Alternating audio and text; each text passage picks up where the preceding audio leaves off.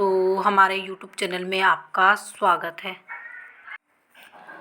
तो यहाँ पर आज हम चर्चा करेंगे। देखिए 7 फरवरी को सुप्रीम कोर्ट ने एक महत्वपूर्ण फैसला सुनाया जिसका वर्ग 2 की भर्ती पर काफ़ी प्रभाव पड़ने वाला है।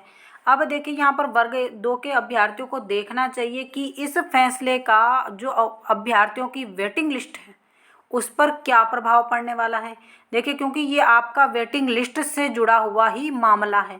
आप अगर इसको ध्यान से देखेंगे तब आपको समझ में आएगा कि अगर ये नियम लागू होता है तो जो डीपीआई है या ईएसबी कहिए वो किस प्रकार से अपने मनमाने ढंग से काम कर सकता है और किस प्रकार से नहीं कर सकता है। इस पर हम आज आपको पूरी चर्चा सुनाएंगे और बाकी कुछ अभ्यर्थियों के कमेंट आएंगे तो ये बात आप लिख लीजिए कि ये फैसला 7 फरवरी को आया है।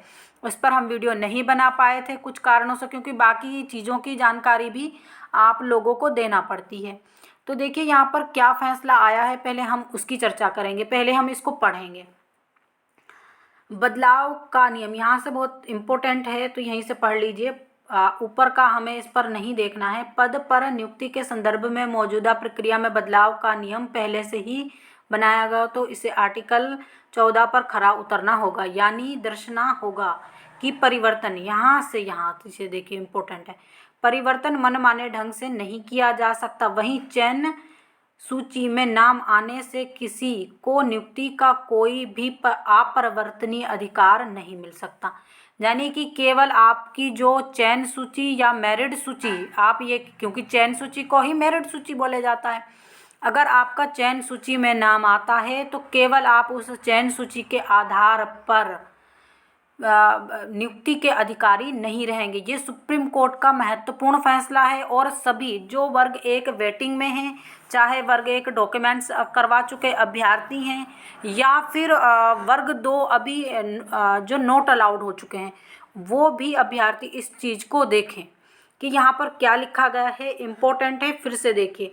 चयन सूची में नाम आने से किसी को भी नियुक्ति का कोई भी अपरिवर्तनीय अधिकार नहीं मिल जाता। सरकार खाली पदों को ना भरने का निर्णय ले सकती है। यानी ये पूरा जो मामला रहेगा आपका, जैसे मान लीजिए सरकार ने भर्ती निकाली, भर्ती निकालने के बाद उन्होंने क्या किया, चयन सूची भी आ गई, लेकिन अचानक से सरकार को लगता है कि वो वर्ग 2 की भर्ती बंद करना चाहते हैं तो वो एक भी अभ्यर्थी को ना लें, उसके बाद भर्ती क्लोज भी कर सकते हैं। तो जानी ये महत्वपूर्ण, इसी प्रकार के फैसले जो होते हैं आगे चलकर हाई कोर्ट में चीज़ों को लटकाते हैं, जैसे आपका 12(4) का नियम है। अब यहाँ पर ये उन्होंने स्पष्ट बोल दिया है कि सरकार एक भी पद ना भरे, ये सरकार की मर्जी रहेगी, क्योंकि सरकार चाहे तो पूरी भर्ती समाप्त भी कर दे। सरकार खाली पदों को ना भरने का निर्णय ले सकती है। हालांकि अगर खाली पद हैं, यानी कि जैसे कि वेटिंग अभ्यर्थियों के लिए, कोई भी वेटिंग अभ्यर्थी से देखिए, अगर खाली पद हैं तो सरकार चयन सूची में विचाराधीन किसी भी व्यक्ति को मनमाने ढंग से नियुक्ति देने से इनकार नहीं कर सकती। यानी अगर आपका नाम वेटिंग लिस्ट में है या चयन सूची में है और सरकार के पास पद खाली हैं तो सरकार को नियुक्ति देना पड़ेगी। और दूसरी बात, यहाँ पर किसी भी व्यक्ति को मनमाने ढंग से नियुक्ति देने से इनकार नहीं कर सकती। यानी कि अब वो ये नहीं बोल सकती सरकार के हम नियुक्ति नहीं देंगे, हमारे पास ये रीज़न है वो रीज़न है, ऐसा कुछ भी रीज़न नहीं बता सकती। पद खाली हैं, जैसे कि आपके 100 पद निकाले गए, 50 पद भरे गए, आप सभी को मालूम है केवल 50 पदों पर ही लिस्ट जारी की गई और 50 पद अभी खाली हैं, तो आप सरकार से जाकर वेटिंग अभ्यर्थी बोल सकते हैं कि पद खाली हैं और वेटिंग वालों को आपको लेना पड़ेगा। तो ये वेटिंग अभ्यर्थियों के लिए बहुत अच्छी न्यूज़ है। बाकी देखिए सरकार कभी भी भर्ती बंद कर सकती, ये तो उन्होंने गलत निर्णय दिया है, क्योंकि सरकार अपने, इससे क्या होगा, मध्य प्रदेश सरकार वेरी स्पेशल इस मामले में बहुत बदनाम सी है, क्योंकि वो इस तरह के कांड करने में फेमस है। अब दूसरी बात, यहाँ पर वेटिंग अभ्यर्थियों के लिए अच्छा निर्णय दिया गया है मनमा। और दूसरी बात, इस पर एक और भी चीज़ है, वो भी हम आपको क्लियर कर दें। जैसे कि सरकार क्या करती है, जैसे नाम रिपीट पिछली बार में हुआ था, जैसे कि मान लीजिए कोई व्यक्ति यहाँ 10 पर है, कोई 20 पर है तो 20 वाले को उठाकर पहले ले लिया और 10 वाले को छोड़ दिया। अब ये काम भी बंद है, यानी आप सीधा सीधा लिस्ट को क्लियर कीजिए जैसे कि होता है। जैसे मान लीजिए 10 वेटिंग है, किसी की 10 वेटिंग कम है और 20 वाली ज़्यादा है, तो 20 वाली वेटिंग नहीं लेना है, पहले 10 वाली ही लेना है। लेकिन यहाँ पर डीपीआई क्या करता है, 5 नाम छोड़ दिए या फिर क्या किया, इसी का नाम यहाँ पर ले लिया, इसी का नाम यहाँ पर ले लिया। ट्राइबल और जनजातीय विभाग में दोनों में आया, फिर इसने पद छोड़ा, वो पद खाली बच गया। ये सब चीज़ें विभाग इस तरह से करता है, लेकिन अब वो चीज़ें नहीं कर पाएगा क्योंकि हाई कोर्ट सुप्रीम कोर्ट ने क्या बोला है कि मनमाने ढंग से नियुक्ति देने से इनकार नहीं कर सकता, और साथ में जैसे काट छांट के लेते हैं ना अभ्यर्थियों को, वो भी नहीं कर सकेगा, वो भी बंद। अब दूसरा निर्णय इस पर क्या है, अब सरकार को जितने भी पद खाली बचे हैं, यानी पहले डीपीआई क्या करता था, बहुत सारे अभ्यर्थी जाते हैं, वो बोल देते हैं पद ही खाली नहीं बचे हैं, हम क्या करें। आपने 18 की भर्ती में देखा होगा, वो बोल देते हमने भर्ती क्लोज कर दी। तो इस तरह से विभाग भर्ती क्लोज नहीं कर सकेगा। यहाँ पर अब विभाग को क्या करना होगा, पहले एक सार्वजनिक सूचना जारी करना होगी, यानी कि एक सार्वजनिक इतने पद, जैसे मान लीजिए 100 पद निकले, 100 में से 50 भरे, 50 जो हैं उनकी भर्ती बंद हो या ना हो, उनकी सूचना भी जारी करना पड़ेगी कि अब हमारे पास 50 पद बचे हैं, हम केवल 50 अभ्यर्थियों को ले सकते हैं। अब 50 में से 25 की फिर से वेटिंग क्लियर हुई और फिर क्या हुआ, उन्हें ये बताना पड़ेगा कि हमारे पास 25 पद बचे हैं, अब केवल हम 25 लोगों को लेकर ही वेटिंग क्लियर कर सकते हैं, चाहे उसके लिए 2 काउंसलिंग हो, 3 काउंसलिंग हो, बल्कि 10 काउंसलिंग हो। यानी तीसरी लिस्ट में भी कुल कितने लोग आए हैं, 20 लोग, और 5 पद बच गए हैं। तो विभाग को 5 पर भी अगर काउंसलिंग नहीं करवाता तो अभ्यर्थियों को हाई कोर्ट जाना चाहिए और इस वाले निर्णय की कॉपी लगाना चाहिए।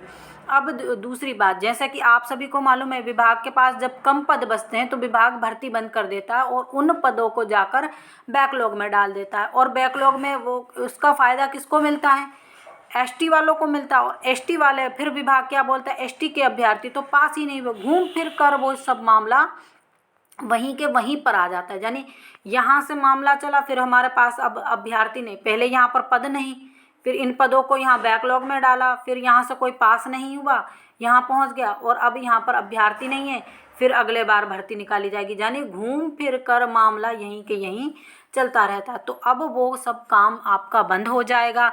यानी विभाग को वेटिंग, जो पहले तो पदों की जानकारी स्पष्ट तरीके से देनी पड़ेगी, दूसरी बात कितने पद बचे हैं वो भी स्पष्ट बताना पड़ेंगे, अगर पद बचते हैं तो अंतिम एक पद भी बचता है तो उसके लिए भी वेटिंग क्लियर करवानी पड़ेगी।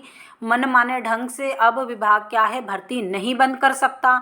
और दूसरी बात उसमें आप ये भी देखिए कि अगर सरकार चाहे तो शुरू से अगर मान लीजिए जैसे भर्ती निकाली जाती है, अगर एक बार भर्ती प्रक्रिया शुरू हो गई, जैसे आपकी फर्स्ट काउंसलिंग शुरू हुई उस समय तो उन्होंने काउंसलिंग करवा दी, लेकिन सेकंड काउंसलिंग से ये बता रहे हैं हम आपको। और अगर विभाग को भर्ती बंद करना है तो फिर शुरू से बंद कीजिए और शुरू से क्या कीजिए, उस पर जो उसको क्या है मतलब सरकार उन पदों को बंद कर सकती है। ये राज्य सरकार का अपना निर्णय रहेगा और फिर राज्य सरकार को बताना भी पड़ेगा कि क्या कारण से उन्होंने भर्ती बंद की।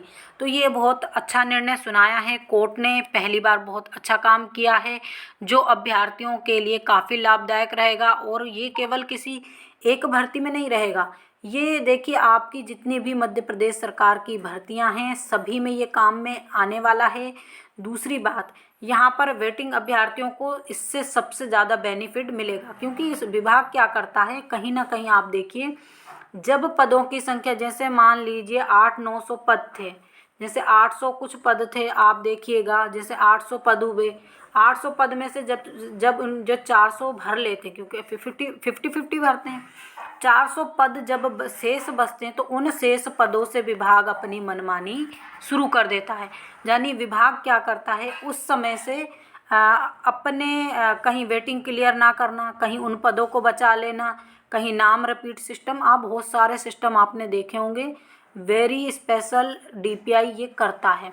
तो इसी प्रकार ये अच्छी न्यूज़ है और वेटिंग अभ्यर्थियों के लिए तो वेरी स्पेशल बहुत अच्छी न्यूज़ है वर्ग 2 के अभ्यर्थियों के लिए, क्योंकि अभी वर्ग 2 की काउंसलिंग चल रही है और नियम आ चुका है, तो ये भर्ती पर लागू भी होगा।